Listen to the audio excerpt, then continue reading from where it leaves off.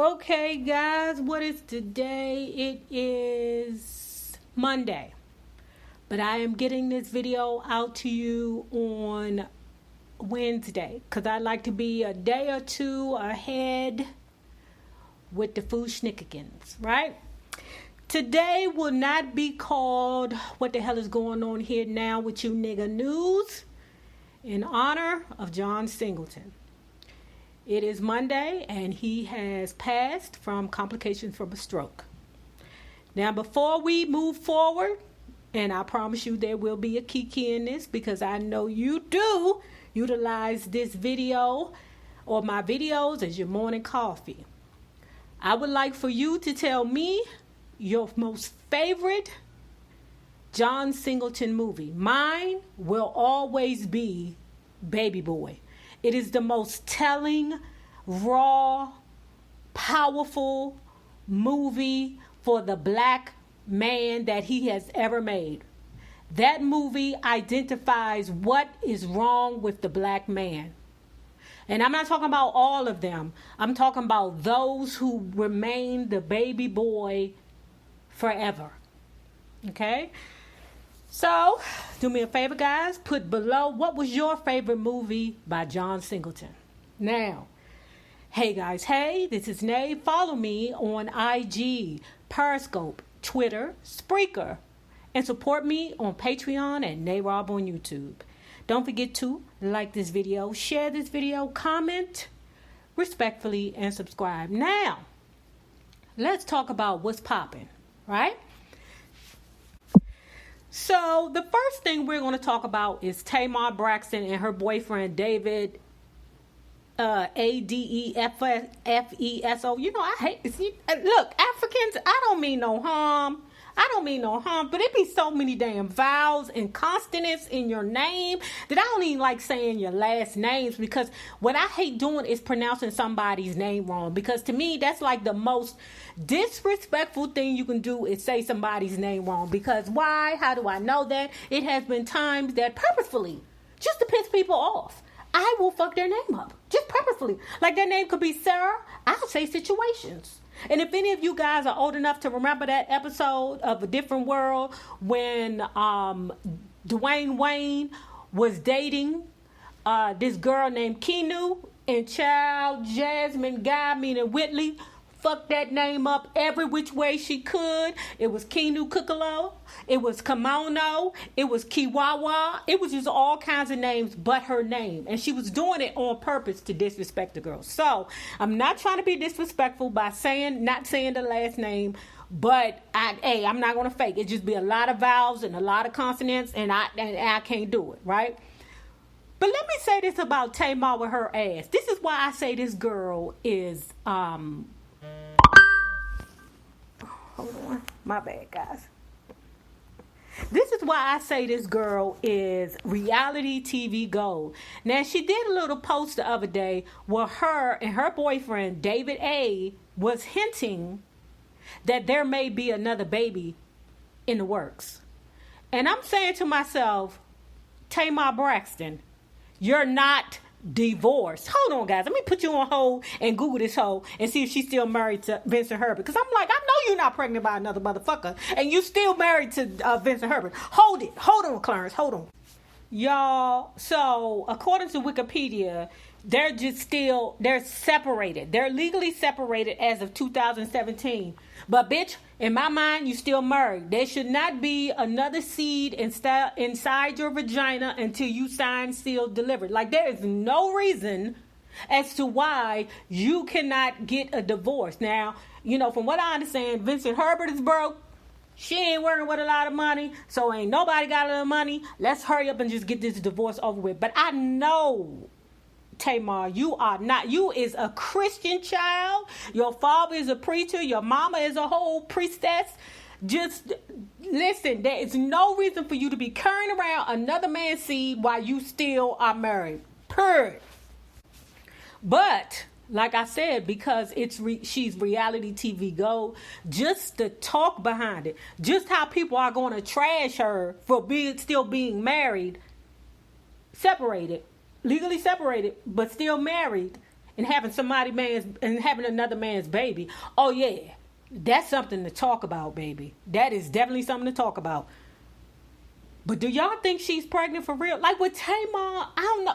Like you can't really trust Tamar because her emotions be everywhere. Just like last season, she was like, I'm not coming back to the show. And then here she is back on the show. Like, Tamar, I don't know. But she's reality TV go. Now let's move on to another thing that I want you all's opinion on, right? So it's this New Orleans rapper girl. Her name is Raina Oliver. I don't know her real name. But what happens is that she put her child in a lift to go to school. The child was 5 years old. And they charged her with child neglect or something like that. And this is my thing, right?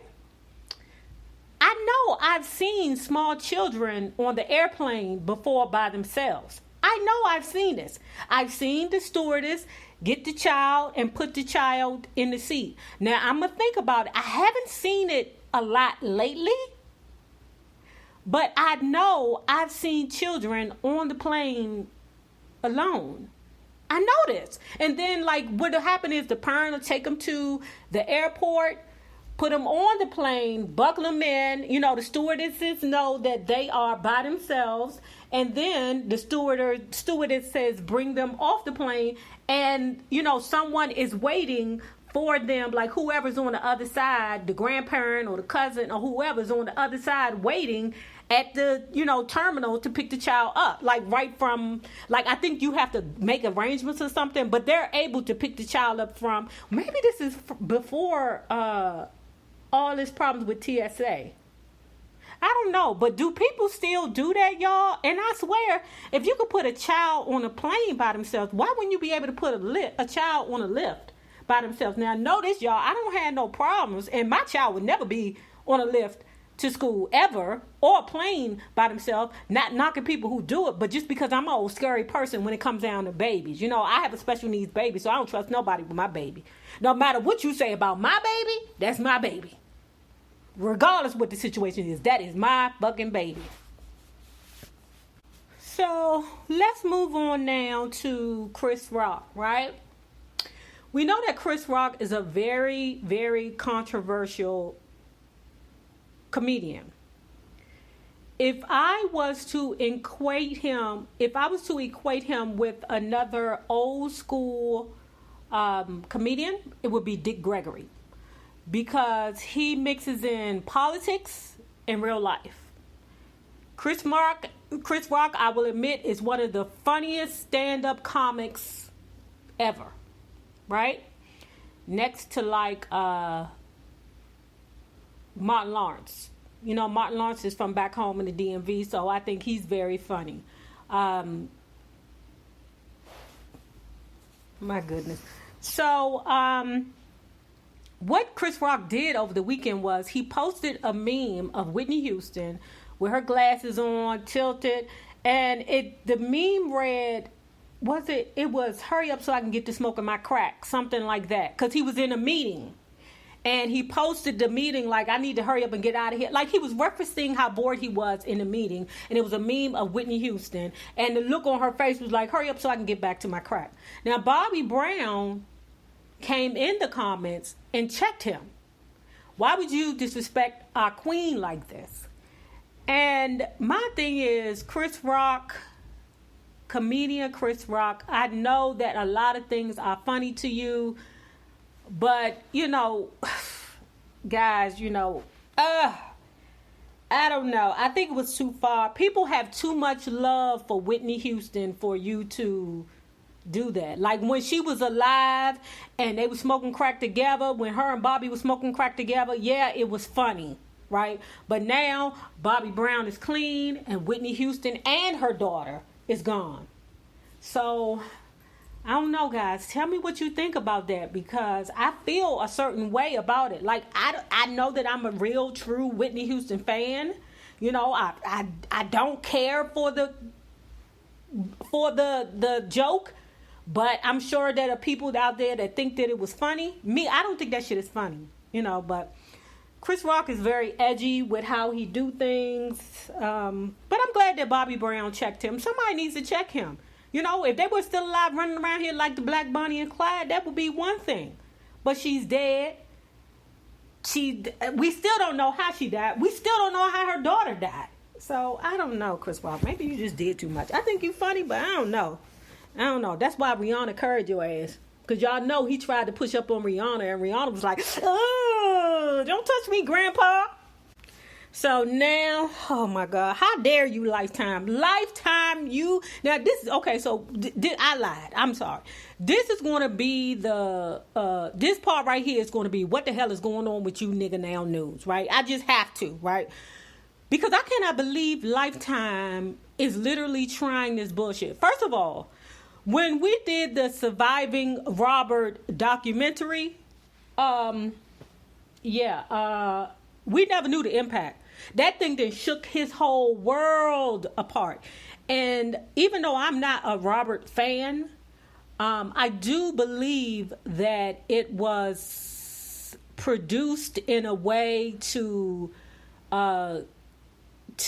make the situation even worse. Because like Robert has said, listen, so I'm like this complete monster. Basically, I didn't do nothing for these girls. Like, these girls had nothing good to say about Robert. Fuck what these girls are saying. I know goddamn well Robert then took these girls down the street to the Foot Locker and bought them a pair of shoes. I know Robert then took them round there to the damn Gallo or the $10 store. Do they still have $10 stores where you can buy clothes from the $10 store? What is that called now? Like Rainbow or something? I don't know. But I know damn well that Robert did something. I'm not trying to minimize what he did wrong, but I'm thinking when you do the documentary, you have to show all aspects. It's unfair and it's not right for you to just show the negative aspects so you can keep the ratings going in. You know, because you want to paint him to be such a monster. And for real, I'm looking at Lifetime like, do you care? Do you even care? Or is this about a money grab to you? Now, let me tell you why I believe this is a money grab to them. Because after you did the Surviving Robert movie, we have the Surviving the Robert documentary movie coming up on Lifetime. Unbelievable. Unfriggin' believable. So you couldn't leave it right there. So now you have to piggyback on top of it because Surviving Robert was such a cash cow that now that y'all rubbing y'all hands together like Birdman because you like, ooh, how can we milk this even more? I swear. I mean, for real, Lifetime, is it really helping? Is it really helping these people? Or is it putting cash in the victims' pockets and your pockets? Because I know the victims are not getting as much notoriety and money that you are, Lifetime. I know they're not. But you will utilize them and use them up as much as you can so that you can make this second documentary. I mean, what is the next documentary going to be that you're going to try to squeeze out of? Is it going to be Surviving the producer from the Robert documentary that sat next to me in lunch? I mean, I'm just wondering, where is this coming from? You know? So, at any rate, guys, don't forget to please let me know your favorite John Singleton movie. Mine was Baby Boy. Tell me what you think about Tamar Braxton being possibly pregnant by her boyfriend while legally separated from her husband. Tell me how do you feel about the New Orleans rapper putting her baby in a lift to go to school alone because they charge her with neglect or extreme something or carelessness, something like that. I forget, guys. You know, if I get the story wrong, I just put everything below in the description bar. And if they still allow kids to ride the planes by themselves, because I'm confused about that. Anyway, guys, please don't forget to like this video. It is very important to my success here on YouTube. Now, remember this, guys. The same people that you meet on the way up will always be the same people that you meet on the way down. Naysayers, my patron loves. Have a good one. Deuce.